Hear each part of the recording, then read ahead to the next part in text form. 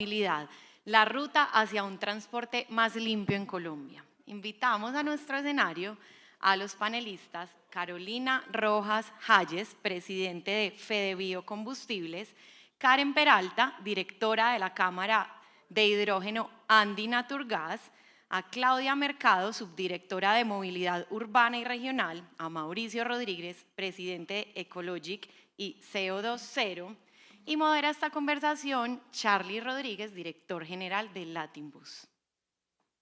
Adelante, señor Rodríguez.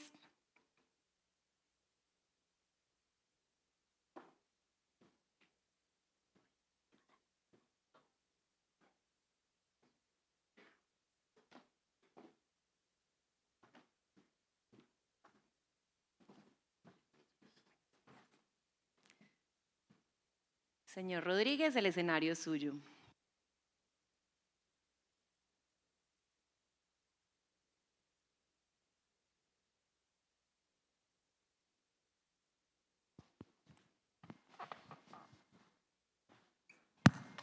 Ok. Bueno, muy buenos días para todos. Un cordial saludo. Y para arrancar definitivamente este panel que me parece supremamente interesante e importante que lo tengamos en este momento a cuenta, primero que todo, contarles que tenemos un panel de lujo hoy. Tenemos a 4 personas que vienen de entidades muy importantes, de departamentos, de personas que están trabajando precisamente para ayudar a ese proceso de descarbonización y convertir el transporte en una operación, en una acción muchísimo más sostenible. Tenemos en este momento con nosotros a Carolina Rojas, como lo decía nuestra presentadora, que viene de Fede Biocombustibles, a Karen Peralta, que viene de la Cámara de Hidrógeno de Andi Naturgas. También tenemos a Claudia Mercado, que viene a nombre del Departamento Nacional de Planeación, y a Mauricio Rodríguez de Ecologic CO2 Bueno, primero que todo, mi nombre es Charlie Rodríguez, algunos de ustedes me conocen, soy el director de la revista Latinobus, un medio dedicado a hablar precisamente de todo lo que pasa, no solamente en Colombia, sino en Latinoamérica, sobre el mundo del transporte de pasajeros. Y si algo nos ha permitido esta revista, es conocer el mundo, es viajar por el mundo, es conocer diferentes oportunidades, saber qué está pasando con el transporte en muchas partes, pero no solamente afuera, sino también aquí, lo que sucede en Colombia. Sin ir más lejos, en el año 2016 tuvimos la oportunidad de ir por primera vez a China, a conocer cómo se estaban dando los procesos de transporte en este país. Un país que obviamente por su volumen de población y por la cantidad, digamos que actividades que se desarrollan allá, tienen un problema de contaminación enorme. Y en ese entonces hasta ahora se hacían los primeros pinitos en pasarse hacia estos temas de electromovilidad. Tuvimos la oportunidad de ir el año pasado de nuevo y ya teníamos un país prácticamente en el transporte urbano electrificado a un 95%.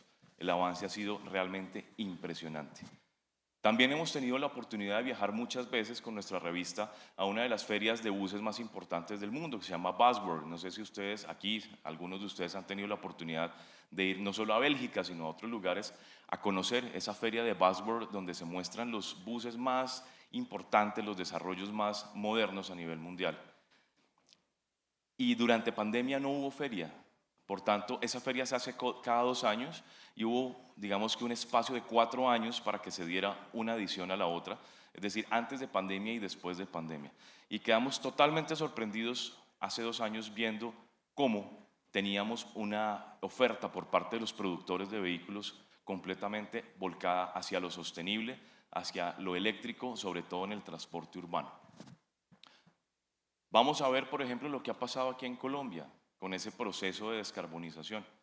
Hemos sido líderes, hemos sido abanderados realmente en el tema de la utilización de combustibles alternativos. Bogotá es una ciudad que ya tiene más de 2.300 buses a gas natural. El sistema de transporte masivo de Cartagena, Transcaribe, funcionó desde su principio 100% a gas. El mismo Metroplus aquí de Medellín es un sistema que funciona a gas natural. Pero sin ir más lejos también, fuera de China, Bogotá es la ciudad con la tercera flota de buses eléctricos más grande del mundo. Y eso muchas veces no nos lo cuentan y no lo sabemos. Fuera de China hay 2 ciudades como son Santiago de Chile y como es Bogotá, que tienen las flotas de buses eléctricos más grandes. Flotas que no las hay en Estados Unidos, no las hay en Europa y solamente las hay en China. Pero estamos hablando de transporte urbano. Pero aquí obviamente nos interesa el tema del transporte intermunicipal y cuando nos vamos hacia el transporte de mediana y larga distancia hay una serie de inconvenientes que no han permitido que ese desarrollo hacia la movilidad sostenible sea tan rápido y sea tan tangible. Hablando de esta feria de buses de Wasworth que se hace en Bélgica, en la última edición pudimos ver cómo algunos fabricantes empezaban a presentar vehículos a hidrógeno. Sin embargo, no toda Europa está preparada para tener estas, me corrigen, hidrogeneras, donde voy a repostar hidrógeno, hidrogeneras, no las hay en toda Europa. Hay países como Alemania que sí las tienen, pero no está esta masificación que nos permita hablar de un transporte de carretera de hidrógeno a nivel mundial. Lo vemos también con el tema de la electromovilidad. Y en el tema de electromovilidad se da una paradoja, porque para tener mayores autonomías, para poder recorrer muchos más kilómetros, necesito más baterías. Y más baterías me significan más peso. Y cuando tengo más peso, necesito más baterías y más energía para poder llegar más y más lejos. Lo que realmente limita muchísimo este desarrollo, sin hablar que cuando yo abro la bodega de un bus eléctrico, por así decirlo, encuentro muchas baterías y no tengo espacio para llevar este equipaje. Por eso, con base en estas consideraciones, es importante que hablemos quienes estamos acá de qué se está haciendo y qué se puede llegar a hacer aquí en Colombia para que todas estas energías limpias, para que esta sostenibilidad realmente llegue a las manos de los transportadores, pero teniendo claro también que la sostenibilidad no puede ser solamente desde el punto de vista ambiental, sino que esta sostenibilidad debe ser desde el punto de vista económico. No hay una sostenibilidad realmente desde el punto de vista ambiental si no hay cómo subsidiarla o si no hay cómo pagarla o si no es realmente rentable para que progrese y se proyecte en el tiempo. Por eso, teniendo nuestro panel, vamos a arrancar con una pregunta general para quienes están aquí reunidos, agradeciéndoles muchísimo y sobre todo agradeciéndole a la ANDI y sus cámaras de transporte, a Hernando Tatis por habernos permitido estar aquí en este lugar. Así que vamos a arrancar haciendo una pregunta muy concreta y es, entre ustedes, ¿cuáles consideran que son esos obstáculos y esos acuerdos a los que se debe llegar por parte de los actores del mercado y de los actores del transporte para poder avanzar realmente en esta implementación de combustibles realmente sostenibles? Entonces, podemos arrancar, si quieres, por Carolina, para que nos cuentes y hablando desde el punto de vista de los biocombustibles, ¿qué opinas y qué se puede hacer para masificar y para implementar estas tecnologías? Bienvenida. Gracias, Charlie. Buenos días. Bueno, muchísimas gracias a la ANDI por la invitación a este panel y quiero comenzar por agradecerles a ustedes que son los que están ayudando a movilizar a los pasajeros colombianos en todo el país y que no solamente están ayudando a ese tránsito de nuestros ciudadanos de un lugar a otro, sino que a través del consumo que ustedes hacen en cada galón de diésel que tiene biodiesel, que es un energético líquido renovable que viene de aceite de palma, también están contribuyendo al medio ambiente, porque estos energéticos líquidos renovables están ayudando a reducir la huella de carbono del transporte.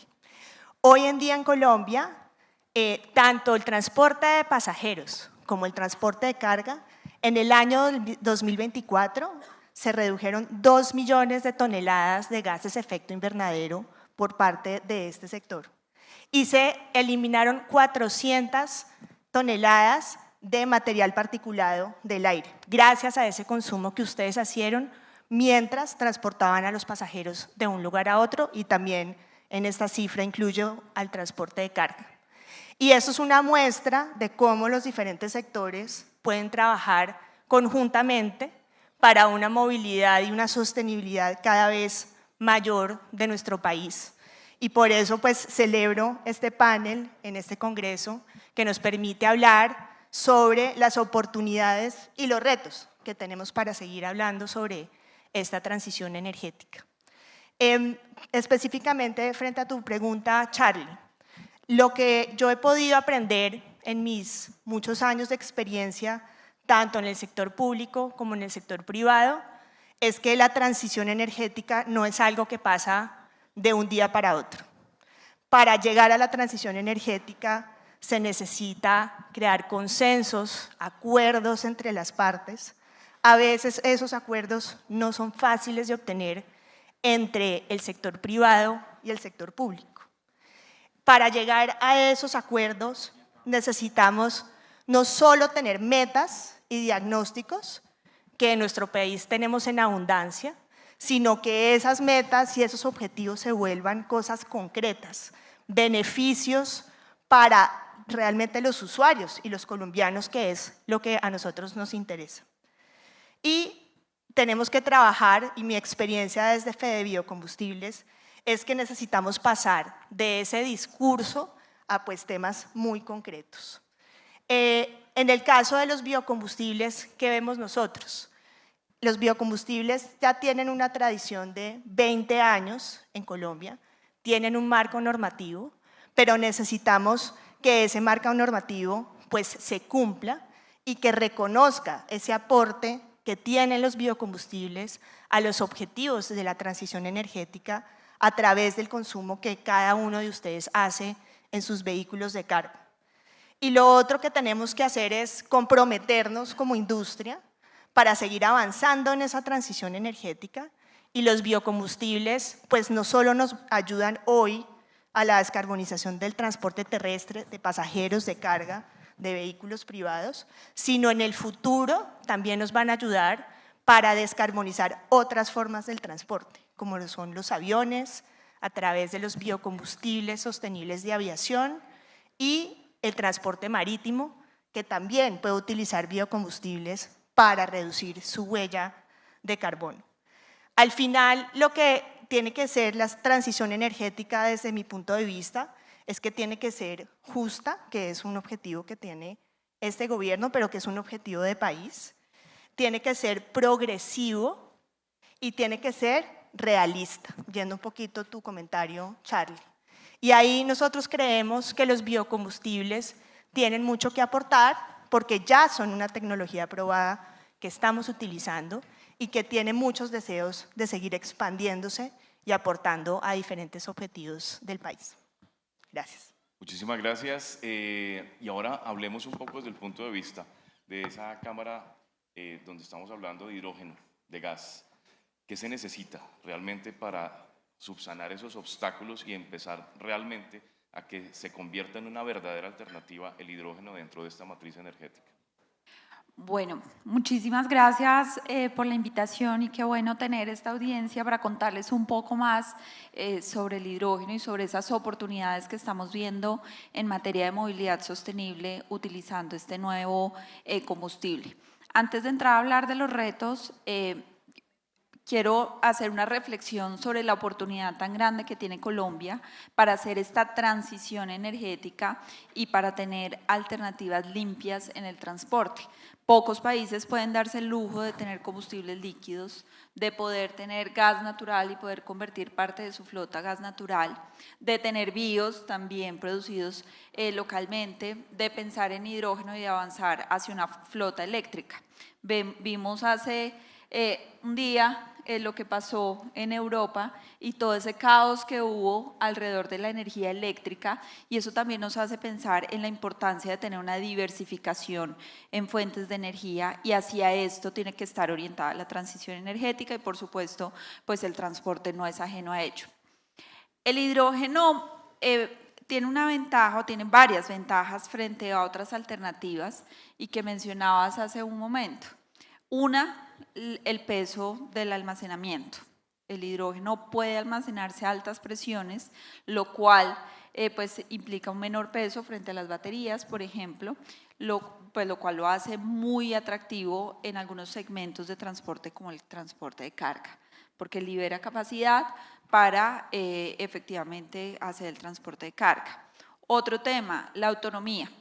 Y si bien el tema de la infraestructura y del despliegue de hidrogeneras pues es una preocupación que hay a nivel mundial, pues también estamos viendo vehículos que tienen autonomías de más de 600 kilómetros con una sola carga. Entonces sí hay que desarrollar una infraestructura, pero a lo mejor no es tan intensiva como los eléctricos. Ahí hay un tema importante.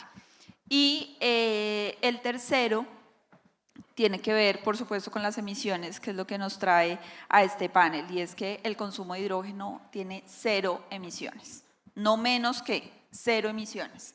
Entonces, eso es una tremenda ventaja frente a diferentes alternativas, porque efectivamente nos permite descarbonizar cadenas completas. Entonces, teniendo en mente esas tres ventajas que tiene el hidrógeno, pues sí quiero ahora pasar a los desafíos. Y quizás los enmarcaría en 3 puntos. Uno tiene que ver con la articulación interinstitucional. Para producir hidrógeno necesitamos energía renovable y agua para producir o generar un proceso que se llama electrólisis, que consiste en separar el agua a través de energía renovable en hidrógeno y en oxígeno, sin emisiones. Y ese despliegue de energías renovables se tiene que dar de forma masiva. Y para eso es muy necesario la articulación interinstitucional, hablándolo a nivel de gobierno, pero también hablándolo a nivel de entidades, de instituciones académicas, hablándolo también a nivel del sector empresarial. El segundo tema va asociado a la financiación de la infraestructura. Nosotros en nuestra más reciente encuesta de proyectos de hidrógeno, identificamos 36 proyectos en toda la cadena de valor.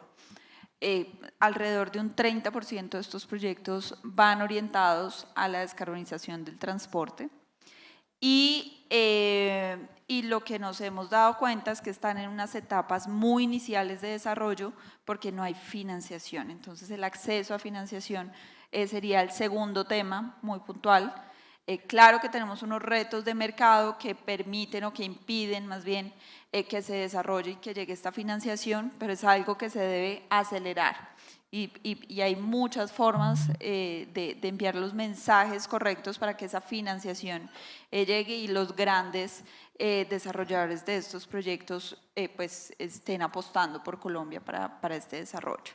Y un tercer tema tiene que ver con conocimiento, y ahí trabajamos muy fuertemente desde la Cámara con la academia para que se conozca la tecnología. Hay muchos mitos alrededor del hidrógeno, sobre temas de seguridad, sobre cómo funciona, sobre su costo. Entonces, todo este tema de información es fundamental.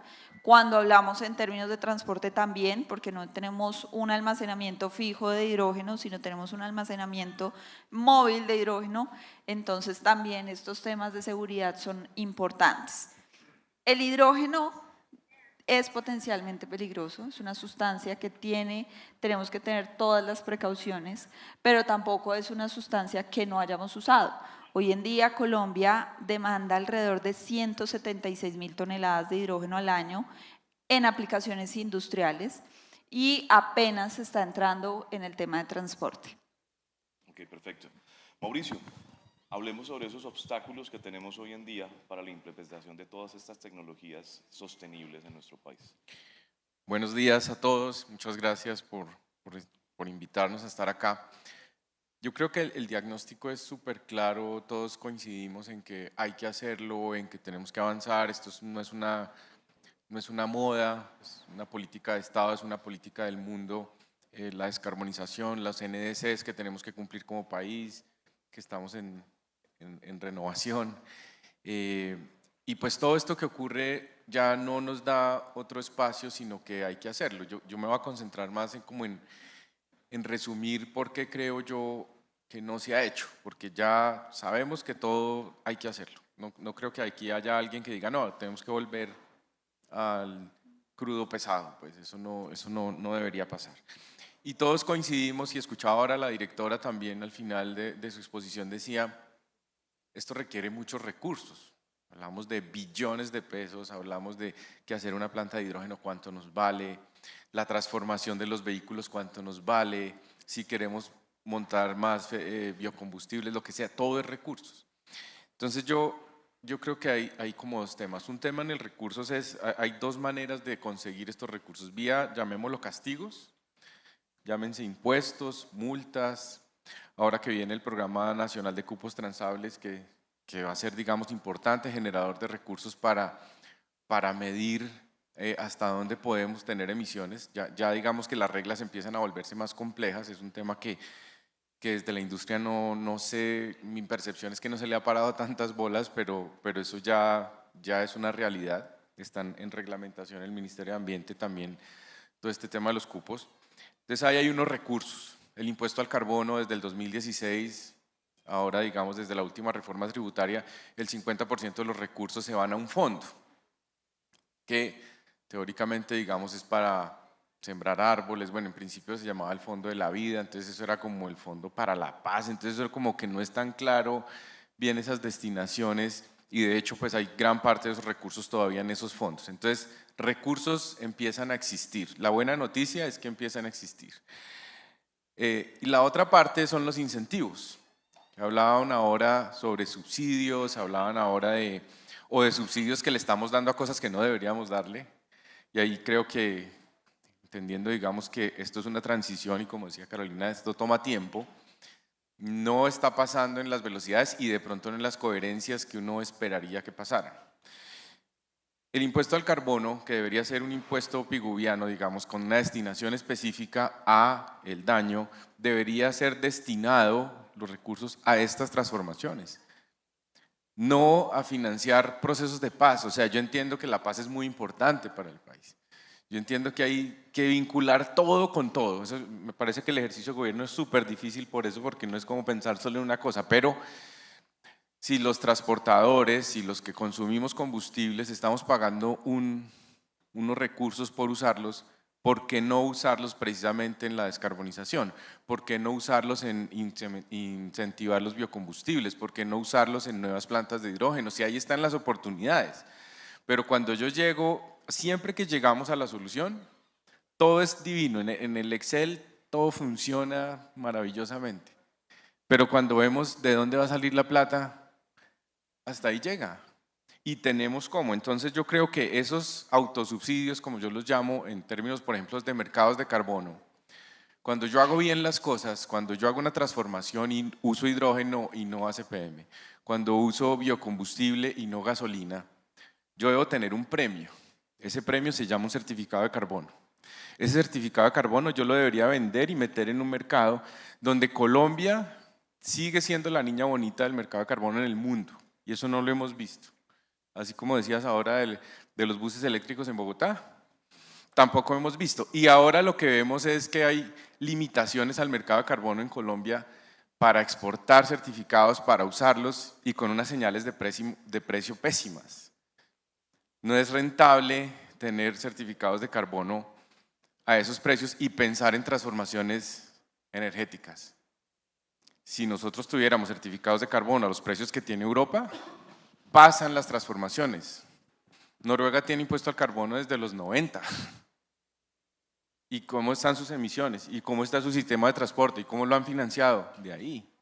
Entonces yo creo que es que unamos todos estos elementos para que entendamos que el tema es de recursos, que hay que pasar del discurso al hecho.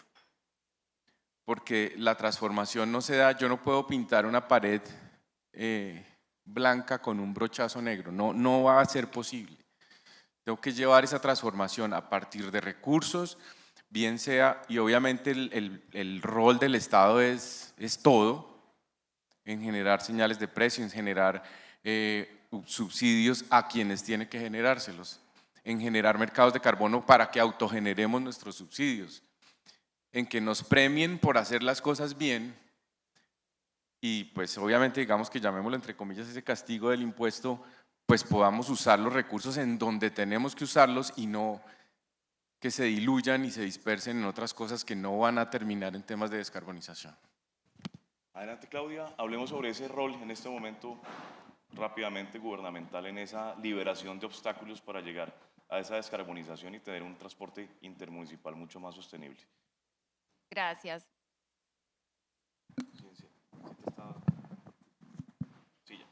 Bueno, muchas gracias a la Andy por este espacio. Y claro, desde el Gobierno Nacional y pues desde el país tenemos un reto muy fuerte y es precisamente afrontar la actual composición que tenemos de la matriz energética de Colombia.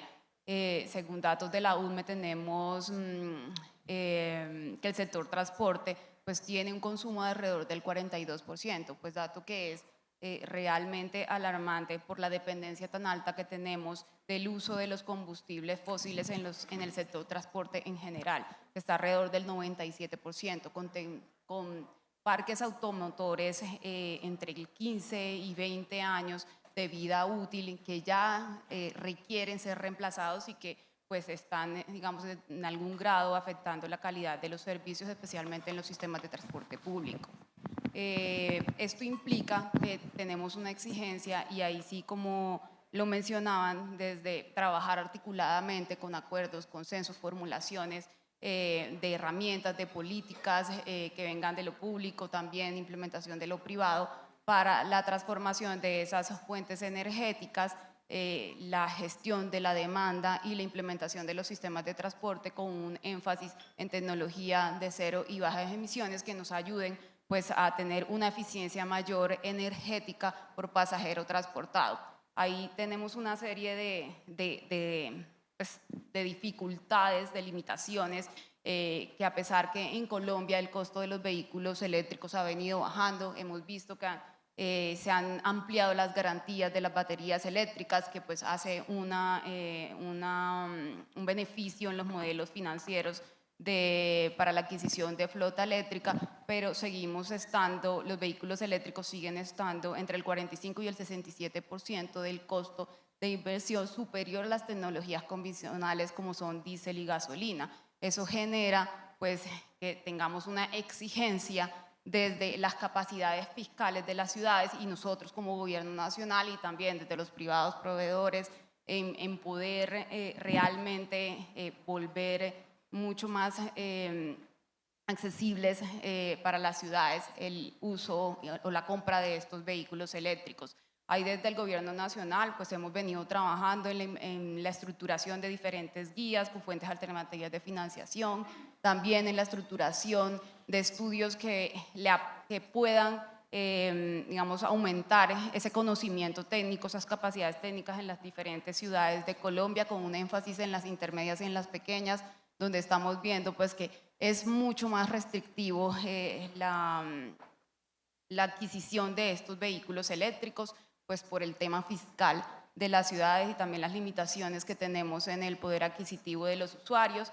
Y pues ahí en el gobierno nacional, a pesar de los diferentes mecanismos que se han establecido a través del Plan Nacional de Desarrollo, como son las herramientas de cofinanciación para descargar la tarifa técnica, sigue siendo un reto muy fuerte ese 30% que tienen que suministrar los entes territoriales para la adquisición de flota eléctrica.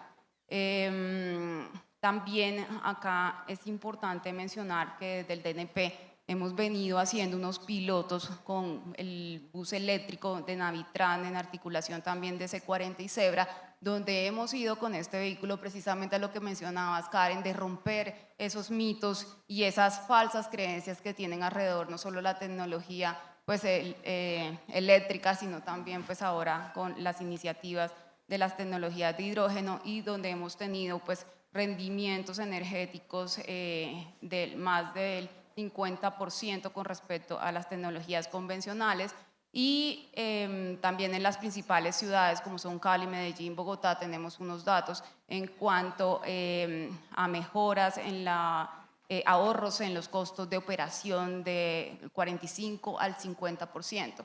Entonces realmente la tecnología eléctrica, la electrificación de los sistemas de transporte pues digamos es una bandera muy fuerte que tenemos desde el gobierno nacional y precisamente estamos en la estructuración de esos diferentes mecanismos como es la formulación de una estrategia que nos permita la electrificación en estas ciudades intermedias dado digamos la oportunidad que tenemos y también por el vencimiento de vida útil que están teniendo estas ciudades. Acá también en cuanto al hidrógeno hay un proyecto bandera del sector transporte de pasajeros y es el bus de hidrógeno que se hizo en articulación, que pues abanderó Ecopetrol en articulación con FENOGE, Green Móvil, el Ministerio de Minas y Comercio, sí, Fanalca y precisamente eso se hizo el lanzamiento en marzo de 2023. Acá aparece otro reto muy fuerte y es precisamente la homologación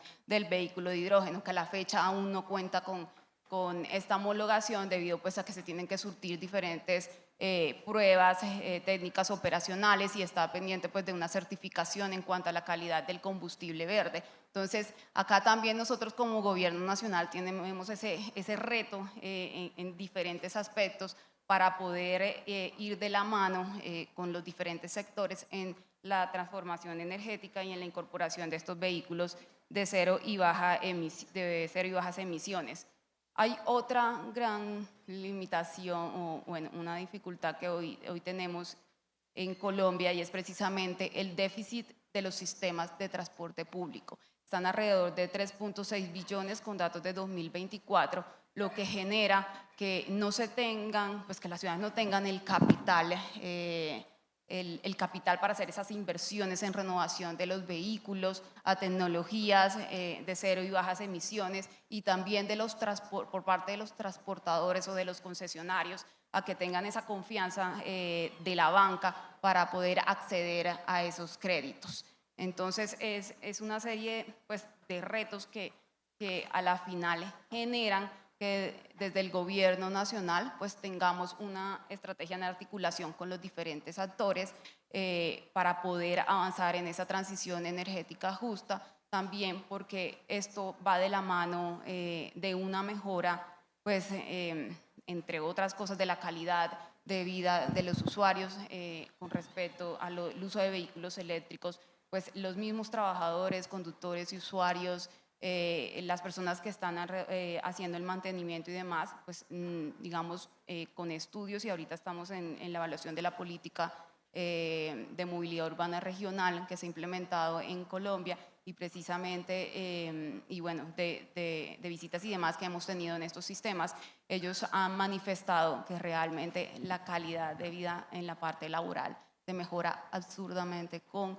el uso de tecnologías eléctricas. Hay otro punto que se me estaba pasando y es precisamente, hay un obstáculo en la masificación de la electromovilidad en algunas regiones de Colombia, especialmente en la región Caribe, y es el costo de la energía, que está por encima del 16% con respecto a otras regiones. Entonces acá pues no solo tenemos unos obstáculos fuertes, sino también tenemos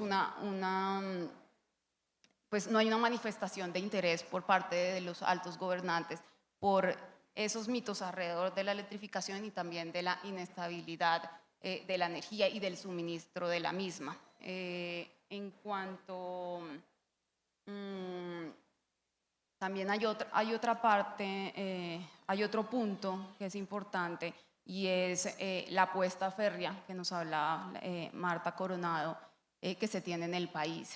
Esa apuesta férrea trae consigo muchos beneficios y es un apalancamiento muy fuerte al cumplimiento pues, de las metas en el marco de la transición energética. Hoy estamos en el proceso de cofinanciación para los trenes del Valle y el tren de Zipaquirá, que traerá unos beneficios tanto a los usuarios de estas ciudades núcleo como también a la población de los municipios aledaños. Y pues esto generará una reactivación económica importante en las diferentes regiones y también la mejora pues, de la movilidad urbana y regional. Entonces eso, en resumidas cuentas, es como las barreras que se han identificado y en las cuales se tienen unas apuestas pues, que más adelante les contaremos. Ok, perfecto. Nos queda poco tiempo, pero nos gustaría tener una pregunta específica para cada una de ustedes, para que la respondamos muy concreta. Y hay que tener, que es bueno escuchar las posiciones de cada uno de ustedes y entender sobre todo la posición gubernamental. Pero si nosotros nos ponemos a ver hoy en día, el transportador de pasajeros, que es el que tenemos aquí, el de larga distancia, si él va a comprar un bus y mira el portafolio, lo único que hay son vehículos diésel Euro 6, no hay más. En este momento no hay disponibles vehículos eléctricos de larga distancia, no hay vehículos de hidrógeno de larga distancia, se hicieron pilotos con gas natural que no dieron los resultados y no se masificó. ¿Cómo hacemos para desatanizar en este momento los biocombustibles, el diésel, etcétera, para que podamos realmente darle esa oportunidad a los transportadores de larga distancia de seguir evolucionando en su desarrollo, pero sin que se les satanice por estar utilizando vehículos diésel? Bueno, pues los biocombustibles ya son parte de la matriz energética. Eso es un hecho. Y reitero que cada uno de ustedes hoy ya está haciendo una contribución al cambio climático gracias al consumo que están haciendo del biodiesel que viene mezclado en su diésel y que viene de origen vegetal, del aceite de palma, y por eso tiene esa contribución ambiental. Y no solamente están ayudando a contribuir a esa reducción ya de 2 millones de toneladas de gases de efecto invernadero en el sector del transporte, que hoy ese porcentaje, ese valor es el 87% de la reducción de la huella hoy. Y yendo un poquito al comentario de Claudia, por eso decía, la transición energética no es fácil, es un camino largo. Todas las tecnologías tenemos que caber, pero también tenemos que mirar cuáles son nuestras frutas maduras, cuáles son los logros, digamos, de corto plazo que tenemos, y sin duda los biocombustibles lo son, no solo por el tema ambiental, sino en el caso de cada uno de ustedes, tiene también beneficios adicionales. El hecho de que el biodiesel sea de aceite de palma ayuda a la lubricidad de sus motores, a alargar la vida útil de sus motores, a mejorar la combustión de sus vehículos. O sea, esos son impactos positivos que se ven reflejados en sus costos, en sus temas económicos, porque como decías, Mauricio, es importante tener en cuenta esa variable. ¿Qué necesitamos para que eso sea cada vez mayor? 3 cosas. Nuevamente, el tema regulatorio. Hoy tenemos una regulación vigente, pero por ejemplo, tenemos unos pilotos desde hace varios años que muestran que los vehículos de pasajeros y de carga pueden soportar mezclas superiores. Tuvimos un piloto con 1.200 transportadores de carga volqueteros en diferentes ciudades del país, incluyendo en Medellín, con unos resultados fabulosos. Ahí se necesita una regulación muy sencilla para habilitar que voluntariamente las personas o los propietarios puedan tener mezclas superiores. Lo segundo, frente a tu tema del Euro 6, claro, también necesitamos renovar nuestras flotas, y la buena noticia es que los motores Euro 6 también soportan mezclas superiores. Es decir, que si hacemos esos 2 temas paralelos, podemos seguir utilizando los biocombustibles que ya tenemos para hacer esa transición energética. Y lo tercero es seguir articulándonos. Yo creo que eso es un tema que sale en común de todas nuestras intervenciones. Articulándonos para conocer esas tecnologías, para generar los incentivos que pueden ser, por ejemplo, a través del reconocimiento, a través de bonos de carbono, de ese consumo que ustedes ya están haciendo, ¿por qué no?, para poder avanzar en este tema. Lo que quiero decir es, los biocombustibles ya están presentes, no se necesitan grandes innovaciones tecnológicas para implementarlos, ya están en las estaciones de servicio y están listos para poder seguir aportando con los incentivos adecuados para esa transición energética en la cual, insisto, pues ya estamos aportando desde este sector. Perfecto. Muchísimas gracias. Karen, ya el hidrógeno no está tan lejos, pero tampoco está tan cerca. Como lo estábamos hablando, efectivamente, hace ya creo que un par de años se lanzó este vehículo desarrollado por la gente de Fanalca, Marco Polo, etcétera. Inventaron este primer bus 100% de hidrógeno desarrollado en Colombia. Ya conocemos la tecnología, ya sabemos cómo funciona. Pero qué tan, y de hecho también hemos dicho que definitivamente es la opción 0 emisiones y con larga autonomía que nos podría dar los mejores resultados en transporte intermunicipal. Pero los transportadores no saben realmente para cuándo está. Realmente eso es un tema que viene a muy largo plazo, estamos a mediano plazo. ¿Qué tan lejos estamos de que un transportador de carretera pueda tener un vehículo de hidrógeno? Bueno, de hidrógeno, en el 2021 se definió toda una ruta de hidrógeno porque precisamente no vamos a madurar algo que todavía no está maduro a lo mejor en el mercado. Digamos que tecnológicamente ya están los vehículos disponibles en algunos países, pero todavía no tenemos un mercado que nos permita que masivamente se desplieguen estas flotas de hidrógeno. Efectivamente, Colombia ha dado unos primeros pasos en estos vehículos de hidrógeno.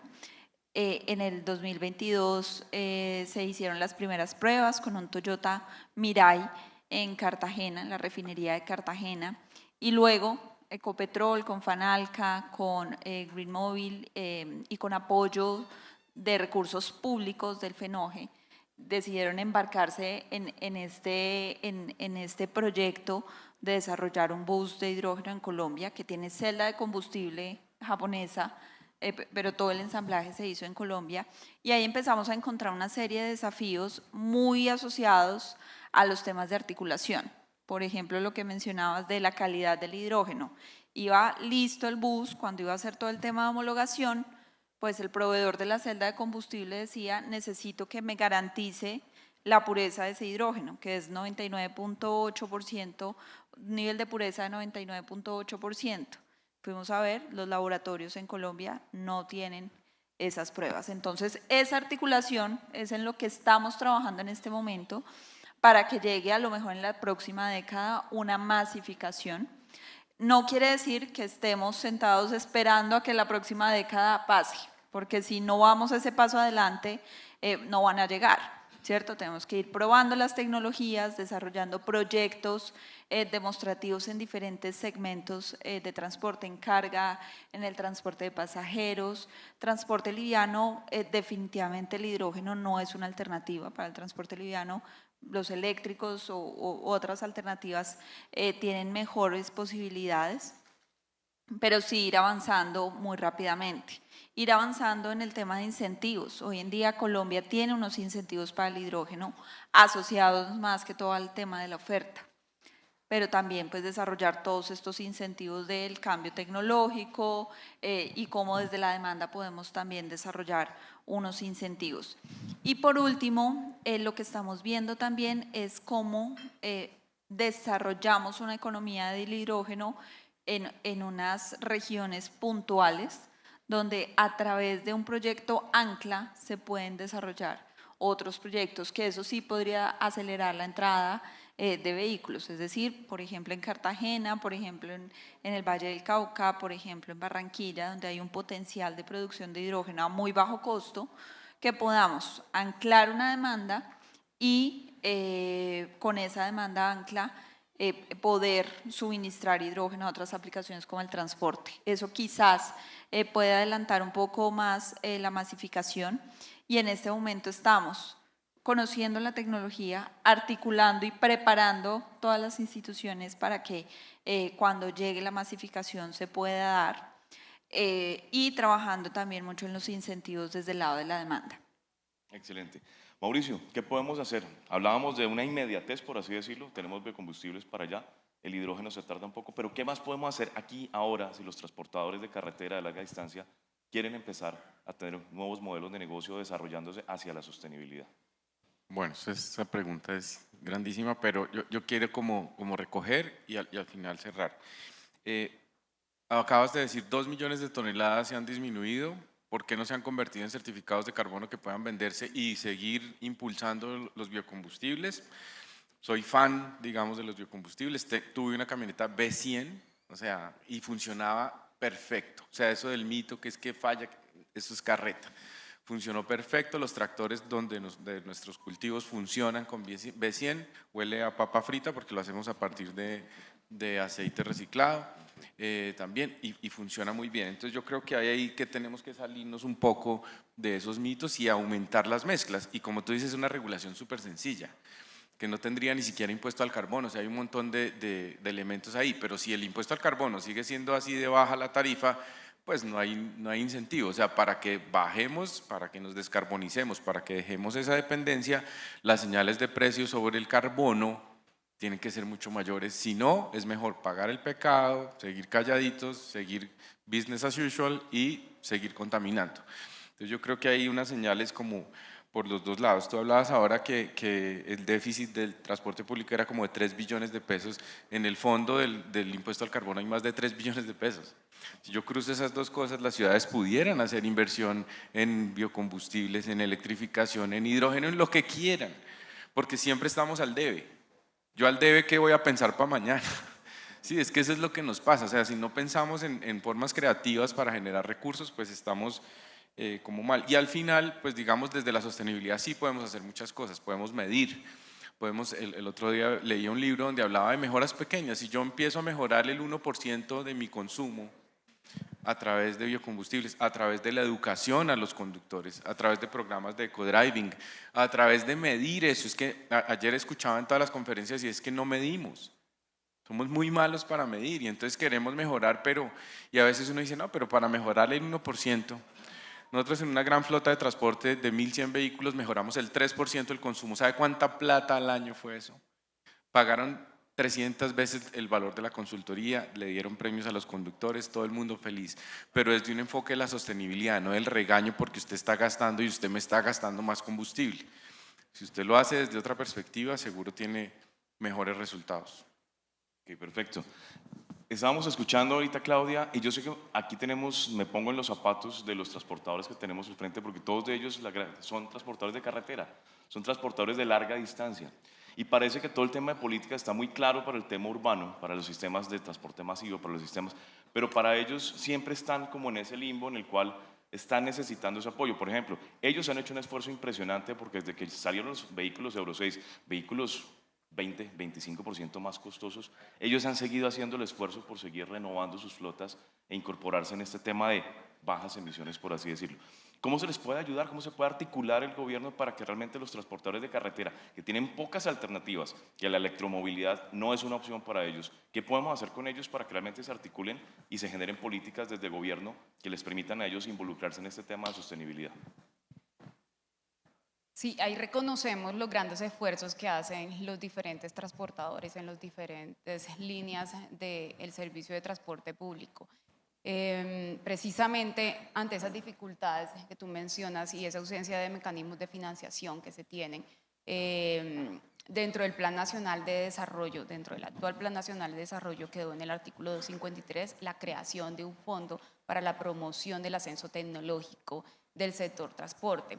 Este fondo es un patrimonio autónomo constituido mediante un contrato de fiducia mercantil con el Ministerio de Transporte. Tiene 4 grandes subcuentas, una subcuenta de buses en general de transporte público. Ahí hay una herramienta precisamente que tocaría pues ya con el Ministerio de Transporte, es explorar para el servicio de larga distancia, que tiene una serie de retos, digamos, en los esquemas institucionales. Al interior también tenemos el segmento de taxi que va a permitir pues, la modernización, el ascenso tecnológico y pues, la transición energética a tecnologías de cero y bajas emisiones. Tenemos también para el transporte de carga de menos de 10.5 toneladas y el transporte de carga pesada, que estas dos últimas subcuentas, estos dos últimos mecanismos pues no se tenían dentro, no existían, y esto es lo innovador que se trae con la reglamentación del FOPAT, que es ese Fondo de Promoción para el Ascenso Tecnológico, que se dio a través del decreto 1266 de 2024 para que lo tengan en el radar. El transporte intermunicipal es uno de los sectores y de los segmentos que realmente, pues, digamos, están en el foco, y desde el gobierno nacional sí estamos explorando las diferentes herramientas que se puedan generar para precisamente generar esos incentivos o revisar a través, ya sean de los servicios que se tienen en el FOPAT, precisamente cómo podemos estructurar ese vehículo para la transición energética. Ahí también de la mano, hay algo importante, y de la mano de ese ascenso tecnológico, también a través del COMPES 4129, que es el de reindustrialización, pues se busca fortalecer esa industria local, que era lo que mencionaban ustedes, de la mano de ese ascenso tecnológico. Para tener realmente una cadena de valor fuerte y que Colombia pues siga siendo uno de los principales pues ensambladores, pero también de productores de vehículos eléctricos. Y alrededor de esto pues está mirando en materia arancelaria, en diferentes mecanismos de incentivo, cómo lograr que esa industria local se vaya fortaleciendo. En este semestre tenemos previsto precisamente formular la hoja de ruta para el ensamblaje de vehículos y producción de vehículos eléctricos, que nos permitirá identificar qué se requiere en Colombia para fortalecer esa industria local. Perfecto, pues muchísimas gracias a todos ustedes por haber estado con nosotros, a Karen, Carolina, Claudia, Mauricio, y pues a ustedes felicitarlos porque son unos titanes que mueven a Colombia con mucho honor. Muchísimas gracias a todos. Muchas gracias.